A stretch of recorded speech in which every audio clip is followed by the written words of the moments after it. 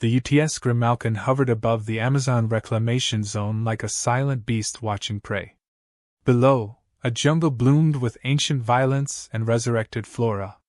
Rain lashed the canopy, steam curling upward as if the earth breathed through its scars. Captain Rena Holt adjusted the collar of her black diplomatic uniform and tapped her comm. "ETA on the Alliance vessel?" 3 minutes, replied Lieutenant Keene from the bridge. "Still no atmospheric drift. There's ships riding the clouds like a feather." Holt smirked. "Let's see how well that feather holds up in a monsoon." She turned as the hangar doors hissed open, revealing the inspection team. 5 aliens draped in synthetics that repelled Earth's humidity stepped out with practiced caution. At their center, Marshal Kervax, 8 feet tall, plated in gray armor that seemed grown rather than forged. He sniffed, distaste writ large on his face. "This is the cradle of your civilization." "Cradle, grave, and everything in between," Holt replied. "Welcome to Earth." Kervax didn't offer a nod. His 4 eyes surveyed the jungle with the precision of a battlefield AI. "You have petitioned for membership in the Deathworld Alliance for 57 Earth years. The consensus remains, your planet is not hostile enough to warrant the classification." Holt folded her arms. "Then why are your people wearing full bioarmor for a simple tour?" A twitch. Barely visible. But she caught it. "This is procedure," Kervax replied. "Your pathogens are inefficient but unpredictable." Keene chimed in over comms. "The dropship is ready. Weather systems report Class 4 instability in 6 hours. Recommend limiting ground exposure." "We're already late," Holt said. "Let's take the scenic route." The jungle swallowed them. Drones buzzed overhead, mapping each path. The inspection team moved like they were navigating a minefield. Holt, in contrast, walked with her gloves off, skin bare to the damp air. She touched a tree's bark. "This strain was extinct. We re-engineered it using DNA from frozen seed vaults and combat grafting. It adapts faster than any native tree ever did." Kervax's assistant, a feathered, lizard-like Sentha, muttered, "You weaponized your plants?" Holt didn't stop walking. "Everything on Earth has either been a weapon or a cure. Often both." Kervax trailed his claw along a scarred stone. "There are scorch marks here." "Plasma?" "No. That's from 2137. Napalm." He froze. "Primitive fire weapons?" "Effective ones," Holt said. They reached the observation post, a circular outcrop of hardened ferrocrete, half-eaten by vines. Below, a survival camp operated. 10 human recruits worked together to erect a defensive shelter from local resources. "No exosuits. No drones. They build by hand," Holt explained. Kervax narrowed his eyes. "You subject your own citizens to this?" "They volunteered," she said, "because knowing how to build under stress saves lives. We don't breed complacency." By late afternoon, thunder cracked across the horizon like a cannon. The temperature dropped. Wind howled through the trees with voices that didn't sound entirely natural. Keene's voice crackled through comms. "Captain, we've got electrical interference. Evac drone is unstable. I suggest returning to the Grimalkin before." The signal cut. Kervax turned. "What was that?" "Stormfronts accelerated," Holt said. "That happens on Earth." He sneered. "Your environment is disorganized." She smiled without warmth. "So are we." Lightning struck close, too close. The trees flashed white and green. One of the alien inspectors flinched. "We'll shelter in the camp tonight," Holt said. "The jungle doesn't like being underestimated." Kervax's voice dropped an octave. "We are not here to survive your theatrics. We are here to assess your worth." Holt looked into the forest, where the shadows moved like breath behind the vines. "Good," she said. "Because starting tonight you'll find out what Earth is really made of." Night came fast. Earth's equatorial storms didn't roll in, they slammed.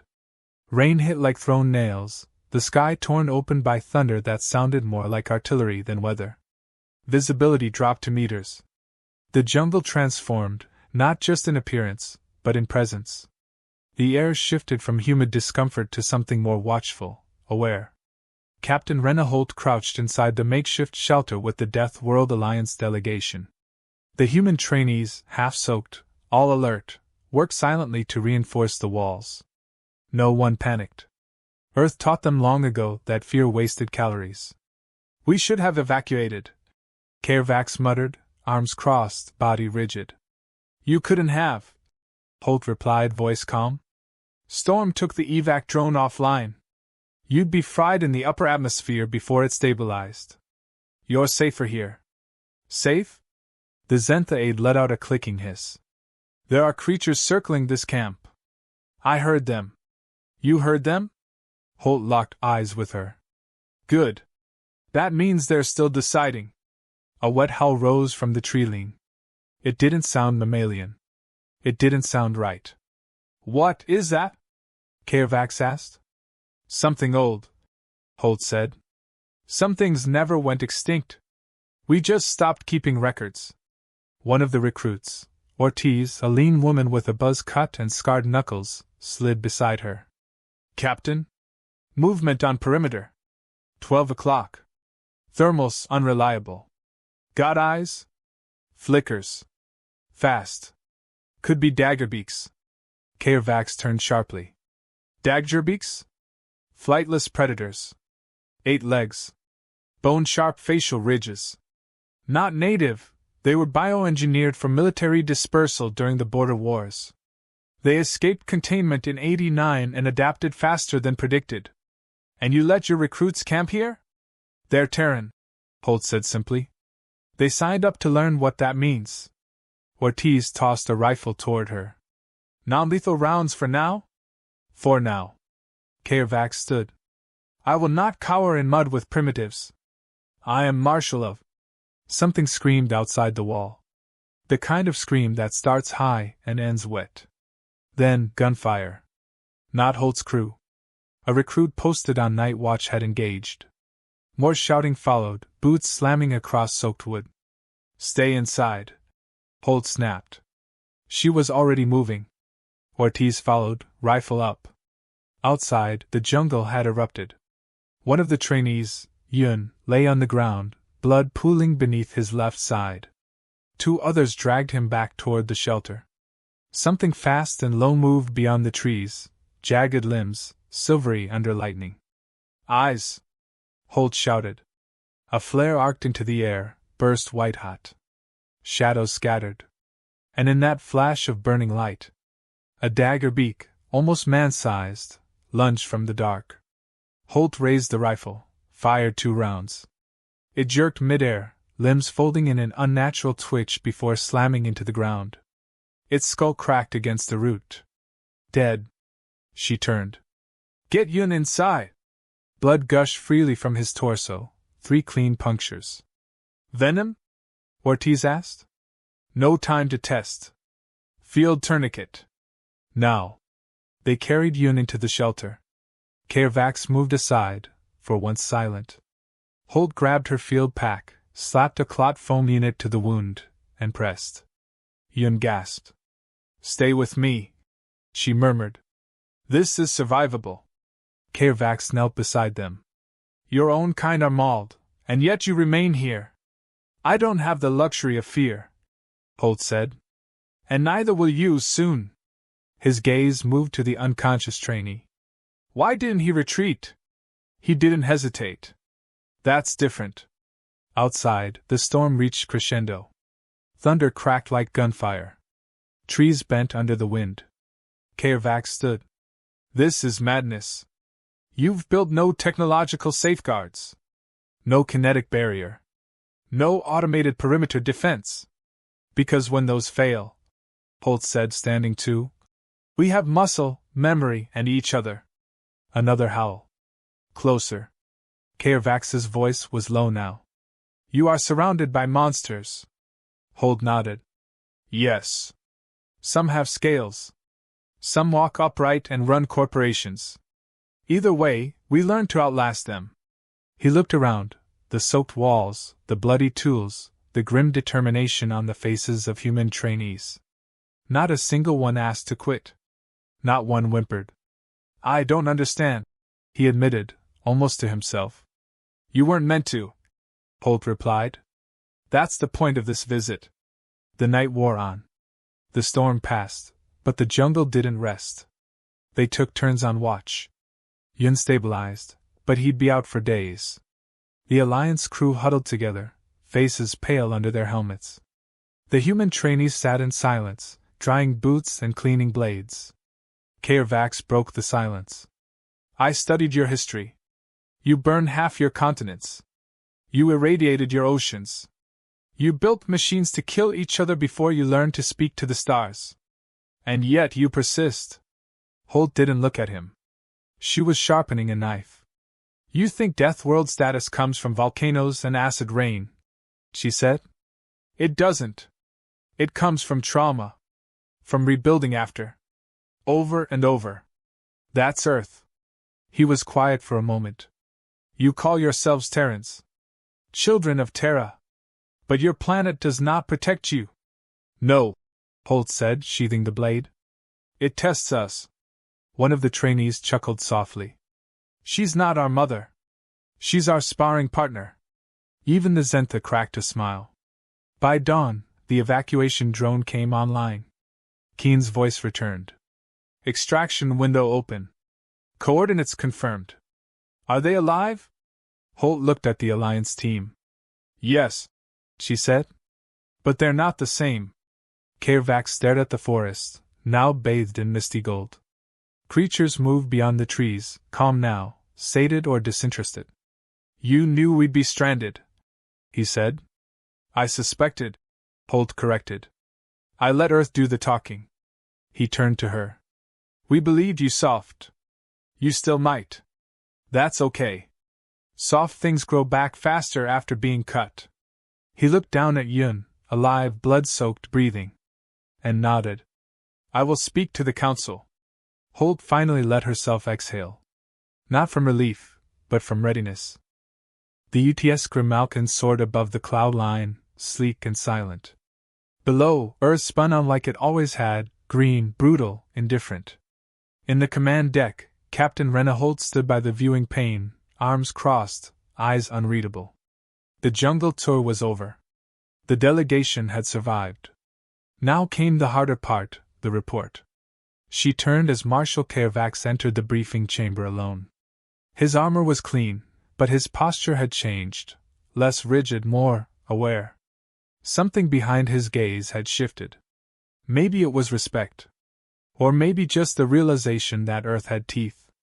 We convene in 1 hour, he said. The Deathworld Alliance expects my report before the sun sets on Galdron Prime. And you're still unsure? Holt guessed. He didn't answer immediately. You humans, Caervax said slowly, are not predictable. That disturbs many on the Council. They prefer cold variables, hazard ratios, gravity indexes, predictable evolution. We were never meant to be predictable, Holt replied. We adapt by contradiction. He sat uninvited. Explain. She paused, then walked to the holotable. A 3D projection of Earth's history bloomed: wars, collapses, rebuilds, discoveries, atrocities, revolutions. Each frame lasted seconds. It looked more like a survival log than a timeline. We never had a consistent enemy, she said. Some worlds fought the elements. Some battled radiation or gravity or predators. But us? We fought ourselves. Our species was the death world. Caervax stared at the projection, silent. We turned paradise into hell and climbed back out anyway, Holt said. We burned our sky, then reached for other stars. What doesn't kill us doesn't get a second chance. Caervax stood slowly. You say that with pride. With scars, she corrected. Pride gets people killed. Scars teach us to check corners. He nodded once, then walked out. 45 minutes later, Holt stood in the transmission bay as the Deathworld Alliance Council appeared via hololink, 7 delegates from 7 unforgiving planets. They hovered like ghosts in a half-circle of light. No smiles. No greetings. Marshal Kairvax stepped forward, eyes on them. Council. I have completed the field audit of Terra. A pause. Then the voice of Councillor Rythus, a crystalline being from Sarin Delta, where storms boiled stone, spoke. Your initial recommendation was denial. Have your findings changed? Yes, Kairvax said. Profoundly. Another voice. Explain. He raised his chin. Earth does not qualify by atmospheric index, by toxin count, or by radiation spread. On paper, it is less hostile than Alliance standard. And yet, he paused. It produces one of the most survivable, unpredictable, and brutally enduring species we've encountered. There was silence. Kairvax continued. They lack symmetry. Their evolution was not linear. They turn on each other and still build nations. They worship peace and train for war. They make beauty from ruins. They are chaos, honed into persistence. Councillor Rythus sounded unimpressed. Are you recommending inclusion based on culture? That is unprecedented. No, Kairvax said. I'm recommending it based on threat. If Earth is not welcomed into the Alliance, they will survive without us. And when the next galactic war arrives, they won't ask to be included. They'll arrive on their own terms. Murmurs echoed through the council line. One delegate, a wide-eyed telepath from Iceworld 9, spoke softly. What changed your mind? Kairvax glanced at Holt, then back at the council. They bled for us, he said, and never asked us to notice. After the transmission ended, Holt returned to her quarters. She didn't celebrate. There was no ceremony. Earth didn't deal in medals for things that were supposed to be done. Keen met her by the door. We're cleared. Vote was unanimous. Even Rythus? Even Rythus. Holt nodded. Log it. Keen hesitated. You want me to alert the Accord Council back home? She shook her head. Let him sleep. Earth's been a death world long before anyone decided to say it out loud. One more label doesn't change who we are. He smiled faintly. Still, it's nice, right? The rest of the galaxy finally seeing it. They don't see it, she said. They just caught a glimpse. 2 days later, the Grimalkin dropped its delegation at the Alliance Citadel on Calith Prime. Holt and her crew stayed on board, orbiting just outside diplomatic range. Kairvax returned once more before departure. I don't expect thanks, he said. You won't get it, Holt replied. He allowed himself a small, amused breath. You were right. About the scars. Not ours that matter, she said. It's the ones you people got last night. The jungle gave you those. Earth introduced herself. He extended a data crystal. This contains my personal report. It's not flattering to me, but it is accurate. She took it, weighing it like a blade. Why the honesty? He studied her a long moment. Because I think your kind will one day outlive us all. And when you do, I want the record to show some of us saw you coming. She offered her hand. Then you're ahead of the curve. He didn't hesitate. They shook hands, alien and human, Deathworld to Deathworld. Later that night, Holt stood on the observation deck alone. Below her, Earth was just a blue dot now. Beautiful. Quiet. Dangerous. Ortiz joined her, holding a mug of something hot and bitter. They're going to regret this, aren't they? Ortiz asked. Holt watched the stars. Maybe not today, she said. But someday, someone will come for us thinking we're still the underdog. And then? We'll teach them what it means to mistake mercy for weakness. She sipped from the mug. The taste was sharp, grounding. You know what the jungle taught me? Ortiz asked. Holt turned to her. That Earth's not the real death world, she said. We are. Holt didn't smile. But her eyes said enough.